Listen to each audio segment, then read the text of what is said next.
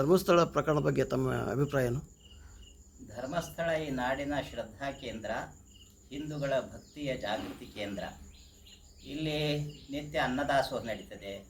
ಸ್ವಸಹಾಯ ಕೇಂದ್ರಗಳ ಮೂಲಕ, ಸ್ತ್ರೀ ಶಕ್ತಿ ಸ್ವಸಹಾಯ ಕೇಂದ್ರಗಳ ಮೂಲಕ ನಾಡಿನಾದ್ಯಂತ ಅನೇಕ ರೀತಿಯ ಸಹಾಯ ಸಹಕಾರ ಈ ಧರ್ಮಸ್ಥಳ ಕ್ಷೇತ್ರದಿಂದ ಮಾಡಲಾಗಿದೆ. ಶಿಕ್ಷಣ ಸಂಸ್ಥೆಗಳಿವೆ, ಆಸ್ಪತ್ರೆಗಳಿವೆ, ಗ್ರಾಮೀಣಾಭಿವೃದ್ಧಿ ಯೋಜನೆಗಳಿವೆ. ಇವೆಲ್ಲವನ್ನು ನಾವು ಅತ್ಯಂತ ಮುಕ್ತ ಕಂಠದಿಂದ ಶ್ಲಾಘಿಸಬೇಕಾಗ್ತದೆ. ಆದರೆ ಇತ್ತೀಚೆಗೆ ಅನೇಕ ಆರೋಪಗಳನ್ನು ನಾವು ಕೇಳ್ತೇವೆ. ಅಲ್ಲಿ ಮಹಿಳೆಯರ ಮೇಲೆ ಅತ್ಯಾಚಾರ ನಡೆದು ಕೊಲೆಯಾಗಿದೆ, ಸಾವಿರಾರು ಕೊಲೆಗಳಾಗಿವೆ ಅಂತ ಈ ರೀತಿ ಆರೋಪಗಳು. ಈ ಮಹೇಶ್ ಶೆಟ್ಟಿ, ತಿಮುರೋಡಿ, ಗಿರೀಶ್ ಮಟ್ಟಣ್ಣವರು, ಸಮೀರು, ಜಯಂತು ಮುಂತಾದಂಥವರು ಬಹಳ ಕೀಳು ಭಾಷೆಯಲ್ಲಿ ಧರ್ಮಸ್ಥಳದ ಬಗ್ಗೆ ಮತ್ತು ಧರ್ಮಸ್ಥಳದ ಧರ್ಮಾಧಿಕಾರಿಗಳ ಬಗ್ಗೆ ಟೀಕೆಯನ್ನು ಮಾಡಿದ್ದನ್ನು ನಾವು ಗಮನಿಸಿದ್ದೇವೆ. ನಾನು ಹೇಳೋದಿಷ್ಟೇ, ಅನ್ಯಾಯ ಅಕ್ರಮ ನಡೆದರೆ ಶಿಕ್ಷಿಸಲಿಕ್ಕೆ ಕಾನೂನು ವ್ಯವಸ್ಥೆ ಇದೆ. ಅದನ್ನು ಯಾವ ರೀತಿಯಿಂದ ಪ್ರಶ್ನಿಸಬೇಕು, ದೂರು ಕೊಟ್ಟು ಕಾನೂನಿನ ತನಿಖೆಯನ್ನು ಮಾಡಲಿಕ್ಕೆ ಕೇಳಬೇಕು. ಅದು ಬಿಟ್ಟು ಈ ಚುನಾವಣೆಯಲ್ಲಿ ಪರಸ್ಪರ ವಿರೋಧಿ ರಾಜಕಾರಣಿಗಳು ನಾಲಿಗೆಯ ಹಿಡಿತವನ್ನು ತಪ್ಪಿ ಎರಚಾಡ್ಕೊಳ್ತಾರಲ್ಲ, ಬಾಯಿಗೆ ಬಂದ ರೀತಿಯಲ್ಲಿ ಮಾತನಾಡಿಕೊಂಡು, ಅಂಥ ರೀತಿಯಲ್ಲಿ ಟೀಕೆ ಟಿಪ್ಪಣಿ ಮಾಡೋದನ್ನು ಇಲ್ಲಿ ಗಮನಿಸ್ತೇವೆ. ಇದನ್ನು ನೋಡಿದಾಗ ನಮಗೇನು ಅನ್ನಿಸ್ತದೆ, ಇಲ್ಲಿ ಖಂಡಿತ ಷಡ್ಯಂತ್ರ ಇದೆ. ಇಲ್ಲಿ ವ್ಯಕ್ತಿದ್ವೇಷ, ಧರ್ಮದ್ವೇಷ ಇದರ ಹಿಂದಿದೆ ಅಂತ ಖಂಡಿತ ನಮಗನ್ನಿಸ್ತದೆ. ಅವ್ರಿಗೆ ಇಲ್ಲ, ಅನ್ಯಾಯದ ಬಗ್ಗೆ ಅಷ್ಟು ಕಳಕಳಿ ಇತ್ತು ಅಂತಂದರೆ ಕಾನೂನು ರೀತಿಯ ಹೆಜ್ಜೆಗಳನ್ನು ಅವ್ರು ಇಡ್ತಿದ್ರು. ಹಂಗೆ ಮಾಡ್ತಾ ಇಲ್ಲ. ಈ ಹೇಳಿಕೆಗಳ ಸಾರಾಂಶ ಏನು ಗೊತ್ತಾ? ಇದು ಮಂಜುನಾಥ ಸ್ವಾಮಿ ಹಿಂದೂಗಳ ದೇವರು, ವೀರೇಂದ್ರ ಹೆಗ್ಗಡೆಯವರ ಕುಟುಂಬ ಜೈನ ಧರ್ಮಕ್ಕೆ ಸಂಬಂಧಪಟ್ಟಿದ್ದು. ಹಿಂದೂಗಳ ದೇವಸ್ಥಾನವನ್ನು ಜೈನರು ಯಾಕೆ ನಿಭಾಯಿಸೋದು? ಇದೊಂದು ಆಕ್ಷೇಪ. ಇದಕ್ಕೆ ಉತ್ತರ ನಾವು ಇಷ್ಟೇ ಹೇಳ್ಬೋದು. ಬಹಳ ಕಾಲದಿಂದ ಇದು ಆ ಹೆಗ್ಗಡೆಯವರ ಮನೆತನದ ವಶದಲ್ಲಿದೆ. ಯಾವಾಗ ಶುರು ಆಯಿತು ಏನು ಅನ್ನೋದಕ್ಕಿಂತ ಅದು ಆ ವಶದಲ್ಲಿದೆ. ಆದ್ದರಿಂದ ಅದನ್ನು ಈಗ ಆಕ್ಷೇಪ ಮಾಡೋದರಲ್ಲಿ ಅರ್ಥ ಇಲ್ಲ. ಮತ್ತು ಯಾವ ಕಾಲಕ್ಕೂ ಕೂಡ ಜೈನರು ಹಿಂದೂಗಳ ವಿರೋಧಿ ಅಲ್ಲ. ಹಿಂದೂಗಳ ಸಂಸ್ಕಾರವನ್ನು ಯಾವ ಕಾಲಕ್ಕೂ ಜೈನರು ವಿರೋಧಿಸಿಲ್ಲ. ಮತ್ತು ಜೈನ ಧರ್ಮದ ಮೇಲೆ ಹಿಂದೂಗಳು ಯಾವ ಕಾಲಕ್ಕೂ ದಬ್ಬಾಳಿಕೆ ಮಾಡಿಲ್ಲ. ಆದ್ದರಿಂದ ಮತ್ತೆ ಈ ಹೆಗ್ಗಡೆಯವರ ಕುಟುಂಬ ಧರ್ಮಸ್ಥಳ ದೇವಸ್ಥಾನವನ್ನು ನಿರ್ವಹಣೆ ಮಾಡ್ತಾ ಇದೆಯಲ್ಲ, ಜೈನರಿಗೆ ಮಾತ್ರ ವಿಶೇಷ ಸೌಲಭ್ಯ, ಜೈನರು ಅಲ್ಲದೆ ಇರತಕ್ಕಂಥವ್ರಿಗೆ ಬೇರೆ ರೀತಿಯ ಸೌಲಭ್ಯ ಅಂತ ಏನಾದರೂ ಮಾಡಿ ಎಲ್ಲರಿಗೂ ಸಮಾನ ರೀತಿಯ ವ್ಯವಸ್ಥೆಯನ್ನು ಮಾಡಿದ್ದಾರೆ. ಆದ್ದರಿಂದ ನಾವು ಈ ಜೈನರು ಅನ್ನುವಂಥ ಕಾರಣವನ್ನು ಇಟ್ಕೊಂಡು ವಿರೋಧ ಮಾಡಲಿಕ್ಕೆ ಅರ್ಥ ಇಲ್ಲದ್ದದು, ಹಾಗಾಗಬಾರ್ದು. ಆಮೇಲೆ ಎರಡನೇ ಮೂರನೇ ಅಂಶ ಏನು ಹೇಳೋದು ಅಂದರೆ, ಈಗ SIT ತನಿಖೆ ನಡೀತಾ ಇದೆ. ಈ ತನಿಖೆ ಶುರು ಆಗೋಕ್ಕಿಂತ ಮುಂಚೆ ಏನು ಹೇಳ್ತಾ ಇದ್ರು, ಸಾವಿರಾರು ಹೆಣಗಳನ್ನು ಹೂಣಲಾಗಿದೆ ಅಂತ. SIT ರಚನೆ ಆದ ನಂತರ ನೂರಾರು ಹೆಣಗಳನ್ನು ಹೂಣಲಾಗಿದೆ ಅಂತ. SIT ತನಿಖೆ ಶುರು ಆದಾಗ ಅಲ್ಲಿ ಅವರು ಹೇಳಿದ್ದು 18 ಜಾಗಗಳನ್ನು ತೋರಿಸಿದ್ದು. 18 ಜಾಗಗಳ ಪೈಕಿ 17 ಜಾಗಗಳನ್ನು ಅಗದಿದ್ದಾರೆ.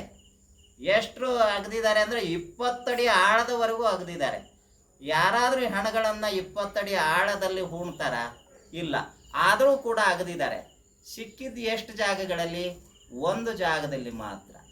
ಅದು ಹೆಣ್ಣಿಂದಲ್ಲ, ಗಂಡಸಿನ ಅಸ್ಥಿಪಂಜರ ಸಿಕ್ಕಿದೆ.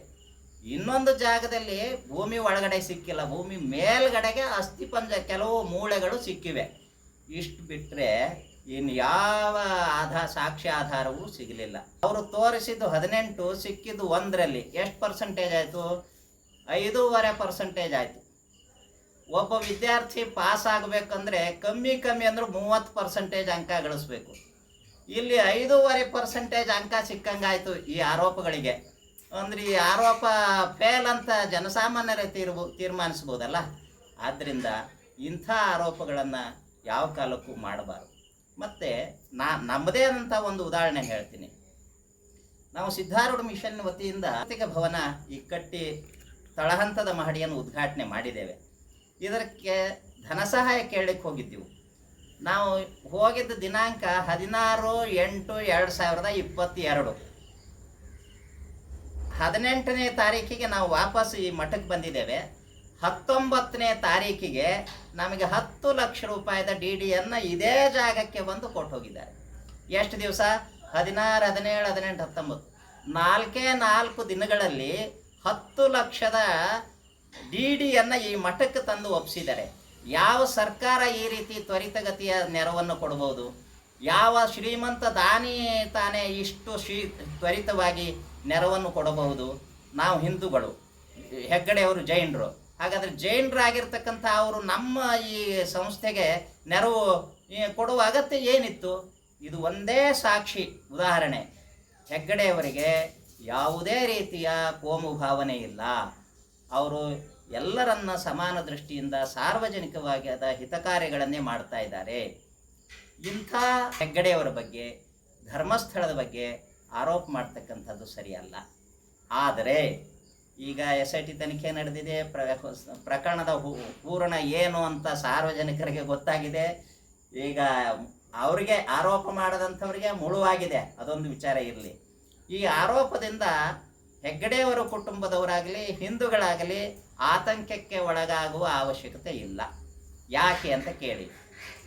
ಎಲ್ಲರಿಗೂ ಕೂಡ ಶತ್ರುಗಳು ಕಟ್ಟಿಟ್ಟ ಬುದ್ಧಿ. ದೇವತೆಗಳು ಇದ್ದಾಗ ರಾಕ್ಷಸರು ಹೋಮ ಹವನಗಳಿಗೆ ರಕ್ತ ಸುರಿಯೋದು, ಮಾಂಸ ತಂದು ಸುರಿಯೋದು ಮಾಡ್ತಾ ಇದ್ರು. ರಾಮ ಆದರ್ಶ ಪುರುಷೋತ್ತಮ ಅಂತೇವೆ. ಆ ರಾಮ ಇರ್ದೊಡೋಳು. ಆ ಶ್ರೀರಾಮಚಂದ್ರ ಇದ್ದ ಕಾಲಕ್ಕೆ ರಾವಣ ಅನ್ನೋನು ಶತ್ರು ಇದ್ದ.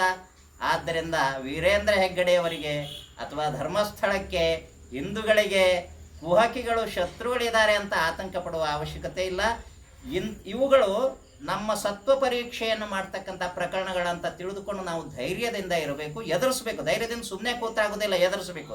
ಆದರೆ ವೀರೇಂದ್ರ ಹೆಗ್ಗಡೆಯವರ ಇಂಥ ವಿಚಾರದಲ್ಲಿ ಅವರ ನಿಲುವು, ಅವರ ನಡೆ ಶ್ಲಾಘನೀಯ.